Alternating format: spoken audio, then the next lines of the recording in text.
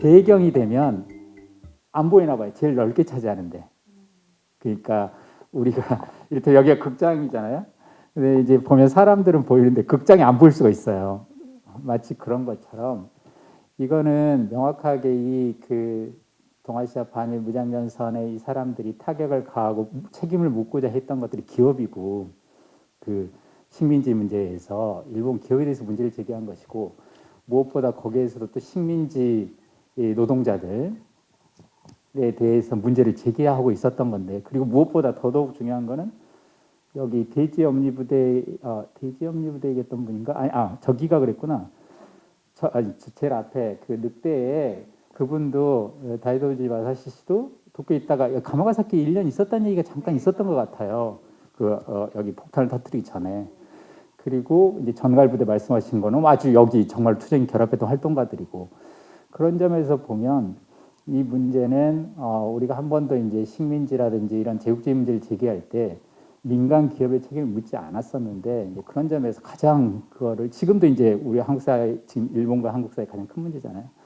그리고 이제 거기에 가장 키가 이제 노동 문제였다고 하는 것이었는데 왜 내 눈에는 그게 잘 안 보이고 여성도 보이고 환경도 보이고 아이누 소수민족도 보이는데 왜 노동은 안 보였지라고 바보 같은 생각을 했었어요. 잠깐 다시 이제 말씀 돌아가면 사실 저희가 한 10년 만에 거의 뵙는 거예요. 네, 근데 저한테 무슨 그 테두리 노동을 들었다고 말씀하셨는데 정확히 말을 하면 이제 순서가 좀 바뀌었는데요. 저에게 이제 그 노동의 문제를 알려주신 분이죠. 여기 서부 비정규직 노동센터에서 계셨고 그때 이제 기억하신지 모르겠어요. 영화 카트에 나왔었으니까 홈에버 지금 홈플러스로 아마 이렇게 했을 텐데 이랜드 노동자들로도 알고도 있고 거기 사람들이 그런데 어쨌든 거기 이제 파업 중에 저를 초대해 주셔가지고 그때 이제 저로 처음으로 그 소위 그 비정규직 노동자들이나 이 운동과 저를 연결시켜준 분이에요. 근데 그리고 제가 정확히 쓴 용어는 테두리 노동이라고 제가 썼으면 정말 좋았을 것 같아요. 왜냐하면 이렇게 선명하고 딱 손에 잡히는 용어인데 근데 저는 그렇게 세련된 용어를 못 쓰고 또 공부한 인간이라고 한자 써서 주변화라고 불렀었는데 주변 노동자 혹은 노동자의 주변화가 일어나고 있다라고 했었는데 왜 이제 제가 그 말은 지금 생각하면 테두리란 말이 참 좋은데 제가 그때 들었던 문득 거기서 깨달았던 것은 이런 거예요. 그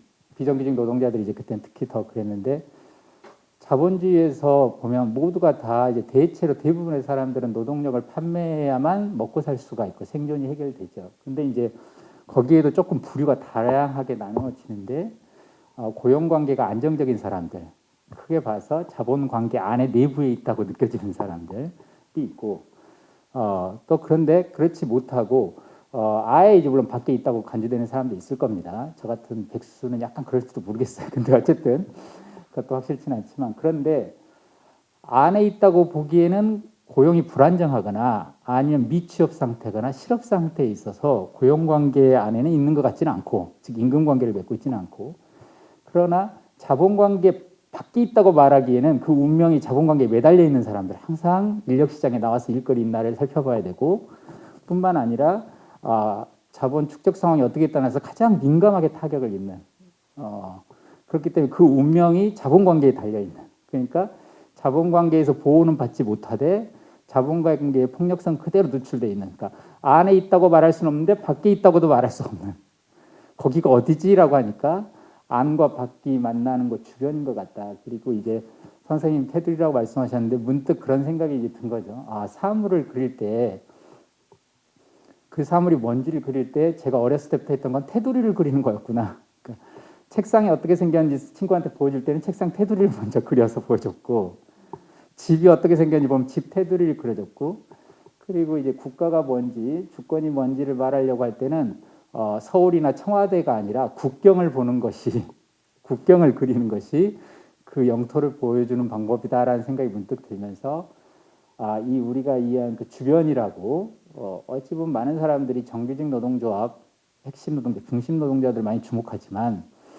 오히려 자본주의 사회에서 노동자들의 불안정성이나 운명을 더 선명하게 보여주는 곳은 선생님 방금 말씀 테두리에 있는 노동이다라는 이제 생각을 하게 된 거죠. 그래서 테두리 노동을 주목해야 하고 저는 이제 주변이라고 말을 했었습니다만 이것이 굉장히 많이 일어나고 있고 실제 정규직에 있는 노동자들도 잠정적으로는 그 테두리에 있는 사람들에 대한 불안, 자기가 언제든지 전락할 수 있는 어떤 불안정성 갖고 사니까요.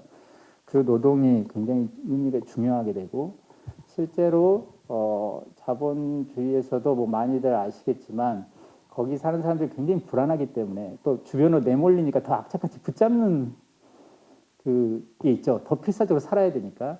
그러다 보니까 저임금 노동도 감내하고 굉장히 노동 강도 센 것도 받아들이고 굉장히 불합리한 명령이나 관행도 수용할 수 없게 뭐 더러워도 살아야 되니까 오히려 내치니까 더 붙잡게 되고 이제 그런 의미에서 직접적 착취도 많고 또 그런 사람들이 많이 존재하게 되면 너 말고도 일할 사람 많아 효과가 발생해가지고 정규직 노동자들한테도 노동 강도라든지 노동 강도를 강화하거나 임금을 낮추는 저수지 역할을 그 사람들이 하게 되니까 여러모로 자본의 이익에 자본 축적에 기여는 하지만 개별 자본이 임금을 주지는 않기 때문에 고용관계 안에 있지는 않는 그렇기 때문에 외부 자본 축적에 기여하면서도 보호는 절대 받지 못하고 자본이 위태로워지면 제일 먼저 타격이 오는 그런 노동자들을 이제 제가 테두리 노동이라고 저는 이제 주변 노동자 선생님 말씀으로 정확히 말하면 테두리 노동이라고 이제 했던 것 같습니다. 말이 좀 길었네 죄송합니다. 오랜만에 마이크 잡으니까. 아니에요. 네. 예. 네, 그 말씀하시는 걸 들으면서 그 저의 기억도 좀 떠올랐는데, 그러니까 제가 이제 정말 다니기 싫었던 회사를 9년이나 이제 계속 다닐 수 있었던 이유가 생각해 보면 제가 출근하는 길에 있었던 그 길가에 있는 노숙인이었던 것 같아요. 그러니까 내가 일을 하지 않으면 저희와 같이 될 수 있겠구나라고 하는 것이 주는 공포들이 있었던 것 같은데 생각해 보면 그런 것 같아요. 그러니까 자본이 자기를 유지할 수 있으려면 그 노동들 사이에 등급을 계속 매기고 그 등급을 매긴 거에 따라서 이제 가격을 후려치고 그리고 그것을 또 떠받칠 수 있게끔 공짜 노동을 또 만들어내는 것에서 있었는데 생각해 보면 또 그걸 떠받칠 수 있었던 거는 그 노동조차도 할 수 없게끔 했던 그런 그 이 조건의 존재들을 만들어내는데 또 있지 않았을까라는 생각도 좀 들거든요. 네, 그게 사실은 우리 이제 테두리라 그러면 굉장히 얇게 사람들이 생각할 수 있습니다. 테두리 면이 아니고 면은 이제 내부는 다 면이고 테두리는 선만 있는 것처럼 생각되지만 거기가 스펙트럼이 사실은 정말 다양하죠. 그러니까 거기 안에가 예 마이크 죄송합니다. 지금 제가 마스크를 쓰고 이렇게 마이크를 잡아본 일이 없어가지고 안경에 뭐가 끼지 답답하지 자꾸 김연자도 아닌데 마이크를 내리려고 자꾸 그러는데 예 거기가 굉장히 인구수로는 어떨지 모르겠어요. 거기도 인구수도 만만치는 않겠지만 굉장히 두껍고 다양한데 아까 이제 고용이 상대적으로 불안정한 비정규직 노동자도 있고 아주 일용직으로 이제 보장이 아예 없는데 그날 봐서 그날 호출 노동 되듯이 그냥 가가지고 바로 인력 시장에 가서 당신 이렇게 집으면 뭐 이삿짐 센터로 가기도 하고 어디론가 일하러 가기도 하는 그런 사람들도 존재하고 또 조금 넘어가면 직접적으로 생산 현장에 투입되지는 않지만 자본주의가 돌아가기 위해서 반드시 필요한 일을 하는 노동력 재생산 노동이라고 보통 그러지만 가사 주부들의 노동 그게 없으면 자본주의가 돌아가지 않으니까 자본 축적에 기여는 하지만 가치를 인정하지는 않는 조금 더 나아가면 자연 생태계나 동물들도 약간 그렇습니다. 동원은 생산수는 되지만 가치를 인정을 하지는 않으니까요. 그런데 이제 제가 이제 그 노들 장애인약이라고 하는 곳에 있고 사실 오늘 저희 노들 장애학 국민수업 동료분들도 몇 분 오셨고 우리 그 야학의 교장 선생님이 오시기로 했었어요. 그래서 제가 한번 이 문제 때문에 마이크를 한번 드려보려고 왜냐하면 요즘 장애인 노동권 얘기를 많이 하고 계셔서 이 우리 주제하고도 굉장히 맞아 떨어지겠다 싶어서 얘기를 했었는데 한편으로 보면 장애인의 노동은 그러니까 사실 노동 자체 능력을 인정받지 못한다는 의미에서 특히 중증 장애인들의 경우에는 정부가 돈을 주고 고용을 하라 그래도 차라리 벌금을 내고 그냥 고용을 안 하는 식으로 이루어지죠. 왜냐하면 우리가 자본주의 사회에서 노동이라고 하는 것이 이윤을 창출하는데 보탬이 돼야 되는데 자기가 보기에는 자본 노동자들의 노동력은 사실상 없는 걸로. 그리고 저도 이제 주워 들은 얘기입니다만 많은 사회에서 장애인을 정의할 때 되게 노동과 관련해서 정의를 많이 한다고 하더라고요. 즉 노동 능력을 얼마나 상실했는가에 따라서 장애와 정도가 정의되는 거예요. 그러니까 장애인을 disabled people 혹은 뭐 people with disability 영어로는 뭐 이런 식으로 말을 하는데 disabled라고 했을 때 그 disabled이 뭐 할 수 없냐고 굉장히 많을 텐데 그 중에 가장 핵심이 자본주의 사회에서는 노동을 할 수 없다라고 하는 거죠. 그런데 이제 한번 생각을 해보는데 선생님이 방금 말씀하셨지만 자본주의가 생산되기 위해서는 노동을 등급화한다고. 그러니까 아마 전략적으로도 그게 도움이 될 거예요. 제가 최근에 이제 자본에 관한 책을 쓰고 있는데 어떻게 영국 자본가들이 아일랜드 노동자들을 활용했는지 영국 노동자들을 컨트롤하는데 저임금으로 더 등급화해가지고 그런 얘기가 나오던데 한편에서는 이 장애인의 경우는 조금 다른 면이 있는 것 같아요. 일반 비정규직이라든지 일용직 노동자들과는 방금 말했듯이 노동할 수 없는 신체로 이렇게 만드니까요. 근데 다시 생각해 보면 장애에 대한 규정, 노동 자본주의 사회에서 필요한 노동력을 정의하는 방식 속에서 어떻게 보면 장애인도 생산되고 있다라고 말할 수 있는 거죠. 그러니까 즉 노동할 수 있는 신체를 골라내는 것이 즉 좋은 노동력을 골라내는 것이 매우 중요하기 때문에 그것은 노동자의 탄생이기도 하지만 즉 자본주의가 돌아가려면 상품을 생산하는 노동자를 생산해야 되거든요. 근데 노동자를 생산하기 위해서는 노동하지 못한 신체와 노동자가 분리 생산돼야 되니까 말하면 장애인도 생산되는 거죠. 노동자가 생산된다는 얘기는 노동할 수 없는 신체로서의 장애인이 생산된다라고 하는 뜻이기도 하다는 거예요. 그리고 두 번째로 실제로 그 서양에서 산업병리학이라는 학문이 생긴 게 자본주의 들어서 산업병리학이 생긴데 산업재해라든지 직업병이라든지 이런 과정에서 중도 장애인들이 당연히 생겨나고 그러니까 처음에 노동자 아닌 신체를 할 때 개념적으로 탄생할 뿐만 아니라요. 산업재해라든지 이런 걸 통해서도 생겨나고 또 무엇보다 이제 마치 마르크스의 비유에 따르면 우리가 면직물을 생산하다 보면 낭면이 생기는데 면화를 100%다 면직물로 못 만들고 생기는데 이런 것처럼 그러면 이걸 어떻게 계산하냐면 공비 처리한다 그러는데 없었으면 좋겠지만 별 수 없이 생기는 비용 그러니까 즉 산업재해 신체든 아니면 아까 노동할 수 있는 신체를 골라내다 보니까 남게 되는 이 비용 남게 되는 존재들 이거 관리비가 필요한데 어디다 소위 폐기물 관리 비용처럼 그래서 공비 처리를 하는데 이걸 최대한 아낄수록 이 비용을 아낄수록 자본 축적에는 좋기 때문에 집단적으로 함께 관리하려고 하는 소위 시설 수용의 문제가 여러 맥락이 있겠지만 생기게 되고 다시 시설 수용 장애인 즉 사회에서 그 소위 장애인들과 함께 살 때 들여야 할 많은 비용들을 전략하는 방식으로 관리 처분하는 문제가 있지 않는가라는 생각 속에서 장애인이 생성하는 것 같아요. 그리고 이제 그런데 웃긴 것은 아까 말했듯이 그럼 이분들은 자본관계하고 전혀 무관하느냐 고용관계 밖으로는 철저하게 배제되어 있지만 다른 한편에서는 자본주의 축적 과정에서 생산된다는 점에서도 그렇고 또 하나는 이제 관리된다는 점에서도 그렇고 그리고 자본 축적 상황이 안 좋아질 때 제일 먼저 줄이게 돼요. 최근에 뭐 코로나 사태 때도 보면 알지만 이쪽이 가장 먼저 타격이 가해지거든요. 그러니까 상황이 어떻게 되면서 제일 민감하게 즉 그 운명이 자본하고 무관하지가 않아요. 시장 상황과 무관하지 않게 된다고요. 그래서 고용은 안 되지만 배제되는 형태로 포괄되어 있는 그러니까 이상한 말입니다. 배제된 형태로 통합되어 있는 이런 표현을 쓸지 모르겠어요. 이 사람들을 배제하는 게 필요해요. 이 사회를. 그러니까 통합을 해 있지만 배제하는 형태로 통합하는 거죠. 좀 말이 어떻게 되는지는 모르겠어요.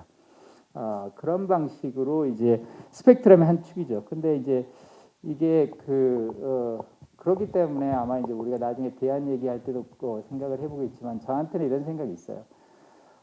사회를 바꿀 때는 크게 바꾸고 싶으면 크게 바꾸고 싶을수록 먼 데다 지렛대를 넣어야 된다고 생각해요. 그 사회로부터 가장 전방에다 지렛대를 해야 가장 사회를 많이 들어올릴 수 있다 이런 생각을 많이 하는데 그런 측면에서 이제 최근에 그 중증 장애인들 혹시 아시는지 모르겠어요. 올해 서울시에서 이게 길어요. 권리 중심 중증 장애인 맞춤형 공공일자리 뭐 이런 건가? 하여튼 그래요. 일자리 이름이 그거를 맞아요. 제가 왜 왔나 모르겠다. 이게 260개인가 일자리가 만들어졌어요. 왜냐하면 중증 장애인들이 그러니까 장애인 인식 개선이라고 그러니까 예를 들면 공무원들이 해야 될 일들이죠. 보통 같으면 그 이런 데서 강사 인권 강의를 하기도 하고 또 하나는 그 장애인들이 이제 그 사회에서 장애인을 접근할 수 없는 시설이라든지 이런 것들 있잖아요. 이런 것들의 문제 제기를 해서 장애인 권익을 옹호하는 운동을 한다든지 혹은 이제 문화예술 활동이라든지 이런 것들을 일자리 왜냐하면 공공적인 일자리로 인정하자는 거예요. 사실 자본주의 사회에서 노동은 돈이 되는데 도움이 돼야 회사가 고용하잖아요. 우리 사장님들이 그렇게 그한 분이 아니기 때문에 돈 안 되면 절대 고용하지 않습니다. 냉철하게 돈 되는지 안 되는지를 판단하는데 그런데 그런 일자리 말고도 돈 안 되지만 우리 사회에 꼭 필요하기 때문에 해야 되는 많은 일자리도 있어요. 그게 이제 대표적인 것들이 대체로 공무원들이 하는 것들이 많이 그렇죠. 누군가 환경을 보호하기 위해서 관리해야 된다든지 이런 거 우리 사회에 필요한 다시 말하면 돈은 안 되지만 의미는 있는 우리가 함께 사는데 의미가 있어야 돼. 그래서 이 일자리는 분명히 돈은 잘 안 될 거예요. 그러나 우리 사회에서 굉장한 의미를 창출하는 그러니까 가치를 창출한다는 의미면 두 가지 의미가 있는데 하나는 돈 된다라는 의미에서 가치를 창출하는 노동이 있을 거예요. 많은 회사에 가는 노동자들이. 그런데 사회적 가치, 사회적으로 의미를 창출했다. 사람들의 인식을 개선하고 함께 살아갈 수 있는 이런 밸류를 창출했다라는 의미에서는 이 장애인 노동이 의미가 있다고 생각합니다. 그런데 이 사람들이 이 노동 쪽으로 들어오게 되면 아까 그런 노동 개념이 자본주의적으로 한정되고 제한되는 그 방식을 깨트리지 않고는 둘 수가 없어요. 이 일자리가 마련되는데 시범 사업으로 지금 260개 일자리가 만들어졌어요. 이번에 코로나 사태로 비상사태 선포되면서 장애인 쪽 예산이 대폭 삭감 다시 하려고 했다가 싸웠다가 다시 복구가 되는 분위기로 약간씩은 왔다 갔다 하는 것 같아요 지금. 근데 이런 일들이 되게 중요하다고 생각해요. 왜냐하면 이 일들이 들어오게 되면 이제 노동이라고 하는 게 뭔가에 대한 인식이 근본적으로 바뀌어야 하는 그런 점에서 가장 바깥에다 지렛대를 넣으면 사회 전체가 굉장히 커지는 그게 경제 성장하고 비슷한데 예전에 낙수 효과라고 대기업 잘 되면 중소기업 잘 되고 중소기업 잘 되면 노동자 잘 되고 뭐 이런 게 있었잖아요. 그런데 사실은 거꾸로 방향의 가능성이 크다고. 근데 이런 것도 맨날 운동에도 보면 주력 노동자, 금속 노동자든지 현역 노동자들이 잘 되면 그 힘으로 비정규직 보호하고 그 힘으로 이제 실업자들 보호하고 이럴 것 같은데 그렇게 안 되고 지금도 제 생각에 여기 이 영화하고 관계해서 보자면 아까 칼 마르크스가 원래 이런 생각을 가졌던 사람이었어요. 방금 낙수 효과. 영국 자본주의가 제일 발달했는데 거기서 혁명이 일어나면 주변 나라들 식민지들 다 해방되고 여러 나라도 잘 될 거라고. 그래서 이런 말을 썼죠. 폴란드의 해방은 폴란드가 아니라 영국에서 시작된다고. 그런 이제 무지막지한 말을 했었는데 그런데 아일랜드 노동자들이 영국에서 이렇게 식민지 상황이죠. 아일랜드가 잉글랜드에 합병되고 나서 식민지로 영국에 일을 하러 강제징용처럼 거기 또 영국 프로레타리아 하층이 오는데 이 사람들 때문에 영국 노동자들이 이제 또 이들을 경계해요. 임금을 자꾸 떨어뜨린다고. 이 사람 되게 살기 힘들고 이중착취당하는데 이들의 독립투쟁을 칼 마르크스가 지원하겠다가 문득 깨달았어요. 여기가 해방 안 되면 영국 노동자들은 해방 안 되는구나라는 거를. 그래서 거꾸로 중심 노동자들이 해방돼야 주변 노동자들이 해방되는 게 아니고 주변 노동자들의 해방이 중심 노동자들의 해방의 제1조건이구나. 즉 아일랜드라 식민지 노동자들의 권익을 위해서 중심 노동자들이 나서지 않으면 자기 해방도 못 되는구나 라는 걸 역으로 깨달은 거죠. 즉 영국 노동자들이 각성하지 않으면 영국 노동자들의 해방은 없다라고 하는 이제에 이르렀는데 지금 장애인 노동 얘기를 했었습니다만 아마도 우리가 사회를 바꾸려면 우리가 여력되면 거기까지 가야지로 접근하면 아까 이제 주변이 길라고 그랬는데 거기에서 뭔가를 우리가 시작할 수 있다면 우리의 반성의 깊이가 그만큼 커질 거라고 생각해요. 우리가 중심 노동자의 착취를만 생각하면 그만큼 성찰하게 될 건데 비정규직까지 하면 그만큼 성찰하게 될 것이고 장애인 노동 문제까지 우리가 인식할 수 있다면 우리는 굉장히 중요한 성찰을 할 수 있을 거라고 생각해요. 거기서부터 우리가 새로 사회가 디자인된다면 굉장히 발전은 크게 바뀔 수 있다 이런 느낌이 듭니다. 저는 굉장히 크게 공감을 그러니까 늘 이 부분에서 공감을 많이 하게 되는데요. 그러니까 사실 그 전쟁 당시에 가장 먼저 이제 그 이 주변부에서 이제 내몰리게 되는 존재들이 여성이었던 것 같아요. 그래서 2차 대전 때 보면 혹시 포스터를 보신 분도 계실지 모르겠는데 여성이 팔뚝 이러고 있는 그런 포스터가 있죠. 그래서 전쟁이 되면은 남성 노동의 대체 인력으로 이제 중심으로 들어왔다가 전쟁이 이제 끝나면 다시 이제 주변으로 밀려나서 집안으로 돌려보내지는 그런 존재들이 여성들이었었고, 그리고 늘 뭔가 이제 사회에서 자본의 위기가 있으면 제일 먼저 이제 내쳐지는 존재들이 여성이었던 것 같아요. 지금 이제 코로나19로 인해서 저는 또 여성들의 일자리가 위협받고 있다고 생각을 하는데, 그 중에 대표적인 게 지금 이제 그 이 전산화 작업을 통해 가지고 다 이제 그 기계로 결제를 하잖아요. 근데 그 자리에 있던 여성 노동자들이 다 이제 또 다시 주변으로 내몰리고 있는 상황이 돼서 또 한 번의 이제 그런 위기에서 이제 내몰리고 배제되는 그런 순간에 와 있구나 우리가. 그래서 이런 얘기들을 이번에 꼭 했으면 좋겠다. 네. 그런 생각을 했던 것 같아요. 실제로 보면 우리가 이제 잠깐 착각할 수 있는 게 자본주의 혹은 근대 사회가 되면 전 자본주의 혹은 전 근대적인 많은 관계들이 다 해체되고 새로 이제 자본주의가 만들어지는 것처럼 보이지만 그렇지 않고 자본주의 안에서 전통적인 차별이나 구별들이 재발명되거나 재활용되게 되는데, 그러니까 아마도 소위 남성 중심주의라 그럴까요? 가부장주의라 그럴까? 하여튼 그 뭐라고 부를 수 있는 어떤 이념들 혹은 여성 차별주의라고 부를 수도 있는 이런 이념들은 물론 자본주의와 함께 시작하지는 않았을 거예요. 그런데 적어도 자본주의적으로 재발명됐을 거라고 생각해요. 그게 이제 임금 격차라든지 직업 종류 형태라든지 이런 것들로 이제 재차별이 다시 나타나는 것이죠. 이를테면 노예제 같은 경우도 미국도 노예제가 근대사에 없어졌다고 하지만 미국은 자본주의 시대까지 노예제가 있었죠. 미국 남부에서 19세기 중반까지. 근데 노예제는 고대에 있었던 것이지만 근대에 남게 되면 이게 어떻게냐면 자본주의적 노예제가 되면 더 끔찍해지게 되죠. 그러니까 딱 쓰고 버리게 되니까, 그래서 그 실제로 노예들이 이 자본주의가 19세기 중반 한참 면방직 산업이 할 때는 성인 노예 수명이 7년이었대요. 7년만 쓰고 버리는 거예요. 그리고 왜냐하면 새로운 노예들이 어마어마하게 시장이 창출돼가지고 계속 공급되니까 이걸 잘 보호해 좀 정말 사람을 이렇게 비유해서 그렇습니다. 혹은 동물의 비유도 마찬가지죠. 예전 같으면 뭐 소위 전통적 농업에서 소를 노동시킬 때 이제 큰 재산이기 때문에 너무 과로를 시키면 자기들 재산이 날아가니까 이렇게 뭐 돌보아 가면서 일을 시키다가 이제 이게 바뀌게 되면 언제든지 공급이 가능하다 그러면 먹여 살리는 데 드는 비용 아끼려고 막 쓰게 되죠. 이렇게. 근데 이제 그런 것처럼 자본주의는 전통적인 차별이라는 걸 활용을 되게 잘하고 그걸 이윤 창출하는 데 도움이 되고, 특히 이제 여성도 그렇고 뭐 장애도 그렇고 뭐 그렇지만 특히 여성은 정말로 공감합니다.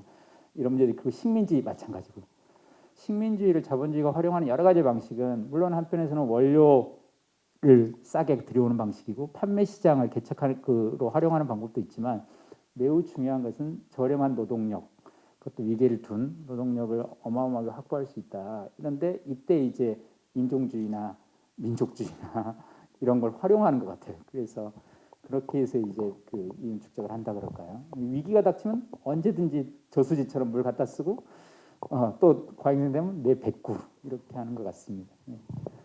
그러면서 그러니까 그 노동자들의 죽음이나 산업재해도 마찬가지로 그렇게 취급이 되고 있다는 생각이 들고, 뭐 지금까지 말씀드린 것처럼 이렇게 주변화되면서 이제 저렴해지고 그리고 이제 쫓겨났다가 또 포섭됐다가 하는 그런 과정들을 현실적으로 계속 이렇게 이제 만나게 되면, 아까 제가 처음에 이제 약간 울컥하면서 증오에 대해서 얘기를 했는데 이제 정말 저는 폭탄 던지고 싶을 때 많아요. 그러실 것 같아서. 네, 엄청 많고 울 때도 많고 이제 할 수 있으면 폭력을 정말 행사하고 싶고 그렇게 해서 세상이 바뀔 수 있으면 좋겠다라고 생각할 때도 너무 많은데, 이제 그럴 때 이제 이 영화에서 얘기하고 있는 이분들이 왜 이제 폭탄을 이제 던졌나, 그러니까 세상에 대한 인식이라고 하는 부분들이 세계를 좀 확장을 시키기는 하지만 또 이제 내가 갖고 있는 어떤 울분을 그렇다고 해서 가라앉히지는 않잖아요. 오히려 그게 더 많아질 수도 있고. 저는 아직 뉴스가 세상에서 제일 공포스러운 거라고 생각을 하는데, 그 알고 있는 그 뉴스에서 나오고 있는 그런 얘기들이 다 이제 그 저에게는 공포로 다가오거든요. 그런 것들을 이제 만나면서 과연 그러면 폭탄을 던지지 않고 우리는 어떻게 세상을 더 좋게 확장할 수 있는가라고 하는 고민들을 하지 않을 수가 없을 것 같아요. 그래서 여기에 보면 영화 중반쯤에서 아무도 그 죽지 않는 혁명이라고 하는 말이 너무 마음에 새겨지는 것 같습니다. 이 다큐는 폭탄이 던져진 이후 시점이잖아요. 왜 던졌는지를 이제 역으로 우리가 상상은 해보지만 어쨌든 사건은 그 이후이고, 어떻게 보면 계속 주인공은 마치 동아시아 반일 무장전선에 그 폭탄을 던지고 감옥에 있거나 지금 수배를 받고 있는 사람들의 이야기인 것처럼 보이지만, 실제로 그 이야기를 풀어내는 대부분의 등장인물들은 이 이야기를 세상에 알리고 그들을 지원하고 꾸몄던 사람들에 관한 이야기거든요. 이야기를 즐기게 이렇게 쭉 만들어 온 사람들. 그래서 이것이 저는 이제 직관적으로 이건 여성주의의 어떤 굉장히 중요한 문제의식, 페미니즘 퍼스펙티브가 있다. 특히 삶의 재생산과 관련해서 이 문제를 어떻게 삶을 이어가면서 살려내는 운동을 할 것인가에 어떤 시선이 있을 수 있겠다, 이런 생각을 개인적으로 하긴 했어요. 근데 이제 저는 그쪽에 좀 부족하고 지식이, 제가 느낀 쪽은 사람마다 자기가 하는 게 보이나 봐요. 저는 이제 글을 쓰는 사람이라 그런지 에키타 유키코 씨가 그에서 나왔을 때 그 아라이 토모코 씨인가 어머니, 그분이 되게 기뻐하면서 이제 작가가 됐다고, 이제 글을 너무 잘 쓰고 잘 읽었다고, 그 얘기가 그렇게 와닿고, 또 다이도지 마사시 씨인가요? 그분이 감옥에서 이제 하이쿠를 책으로 계속 펴내시잖아요, 이렇게. 그래서 폭탄과 글을 자꾸 대비해보고 싶은 충동이 생겼어요. 그러니까 왜냐하면 한 사람의 인생에 이제, 근데 오면서 문득 여기 오면서 한 지난달까지만 해도, 이거 처음 봤을 때만 해도 굉장히 강하게 대비를 싣고 싶었어요. 폭탄이 문제 나왔나, 말이 나왔나, 혹은 관계를 만들어가는 말이 나왔는가, 글이 나왔는가, 이런 생각을 했는데 지금 그걸 분리할 수 없다고 생각해요. 그 폭탄으로 인해서 생겨난 글이기도 하니까 이 둘을 자를 수 없고, 다만 그 두 국면이 있었다고 생각해요. 그걸 다 하나로 묶어서 동아시아 반일 무장전선이라고 부르고 싶은데, 폭탄은 굉장히 많은 문제들, 여기 우리 등장하는 식민지 문제도 있고, 노동 문제도 있고, 여성 문제도 있고, 환경 문제도 있고, 온갖 이제 그 소위 뭐라 그럴까요? 피억압 그 자들이라 그럴까요? 굉장히 많은 이슈들이 응축된 것 같아요, 폭탄은. 그것은, 그래서 폭탄이라고 하는 거는 문제들이 응축돼서 이게 폭발력을 형성하고 있었고 터뜨릴 수밖에 없었거나 어떻게 할 수가 없었던 그 많은 문제들이 응축돼 가지고 아주 팽팽했던 게 폭탄이었던 것 같아요.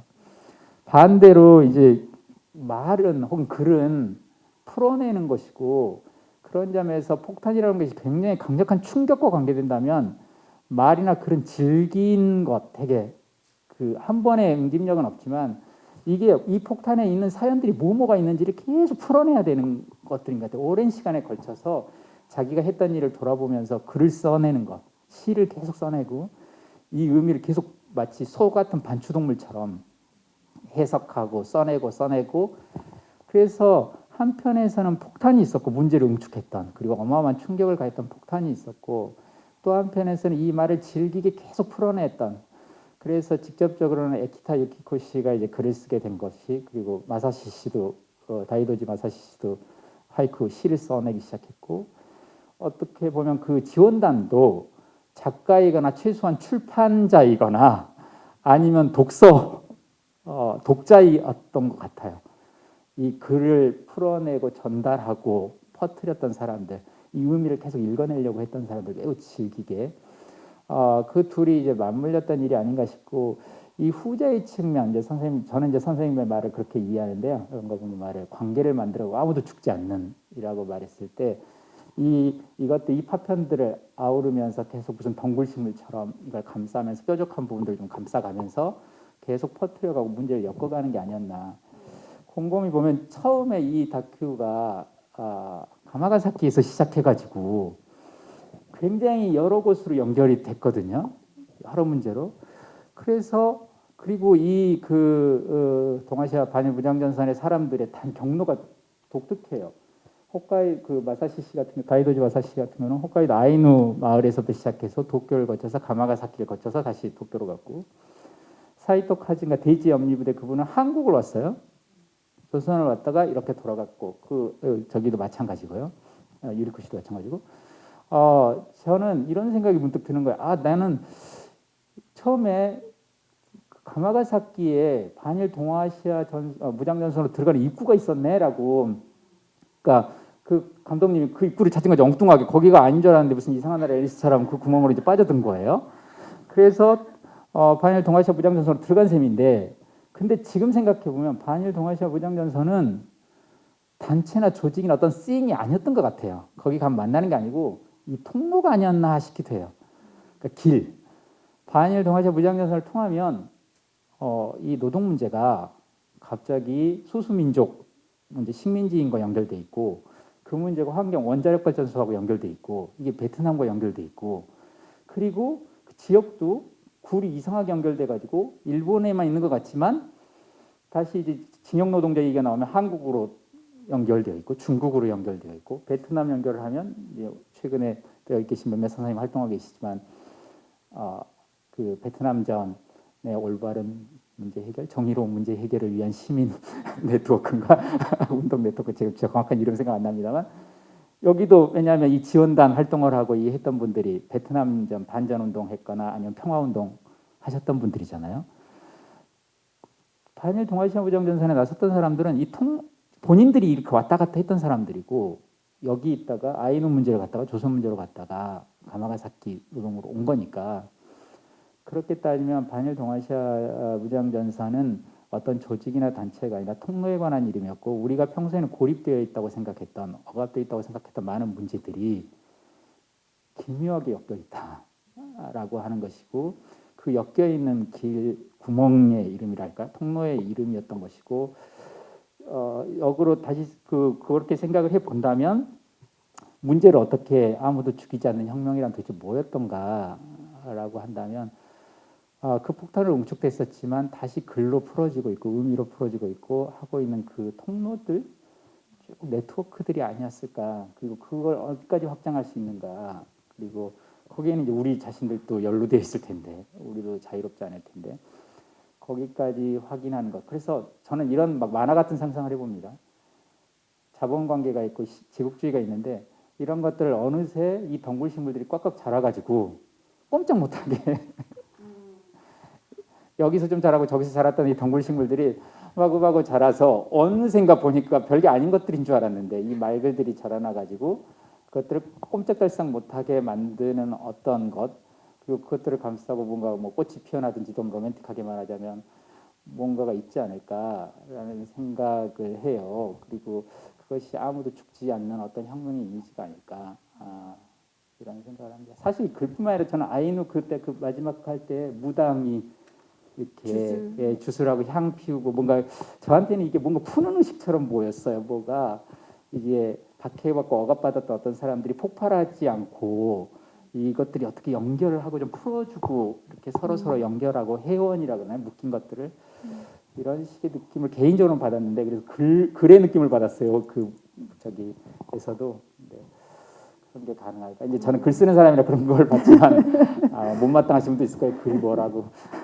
아니 뭐 못마땅하지는 않고요. 그러니까 제가 생각했을 때 관계에 조금 제가 꽂혔던 거는, 이분들이 이제 그 아무도 우리가 생각하는 것들을 이해하지 못할 거라고 생각을 해서 청산가리를 들고 다니잖아요. 네. 그리고 자신들을 아끼고 가까이 있는 사람들에게 계속 거짓말을 하고, 이런 이제 어떤 고립이라고 하는 것들이 사실은 이제 죽거나 혹은 이제 감옥에 갇히기 전에 이미 자본주의라는 감옥 안에 이들이 스스로 이제 들어가 있었던 것이 아닌가, 그런 생각이 들어서, 그런데 오히려 이제 감옥에 갇히는 것으로 인해서 이분들이 이제 관계가 확장이 되고 그러면서 돌봄을 받고 그리고 이분들이 무엇을 얘기하려고 하는지 이해를 이제 받게 되는 그런 것들로 해서 오히려 이 이제 한국까지 와서 이런 이분들의 이제 그 투쟁들이 알려지게 되는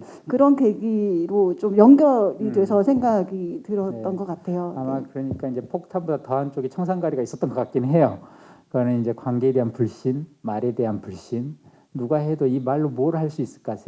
아무리 왁자지껄하게 떠들어봐야 그냥 뭐 일본 내 양심 세력 정도에 그칠 테니까 철저한 어떤 자기 부정, 특히 과거에 대한 명확한 단절 이런 것으로서 있었을 것이고 청산가리는 어떤 면에서 말하지 않겠다라고 하는 거에 어떤 걸로 보이기는 해요. 그러나 저도 그래서 왜 그쪽으로 갔을까 막 안타까움도 있지만 또 아까 이제 말씀드렸지만 지난번까지 그런 생각을 하다가도 역으로 보면 그건 함부로 말할 수 있는 것이 아니다는 느낌이 자꾸 들어요. 그러니까 그 결연함과 그 응축과 이 문제들이 이거보다는 이렇게 보다 요렇게가 어느 하나도 떼놓을 수 없게 묶여 있는 것.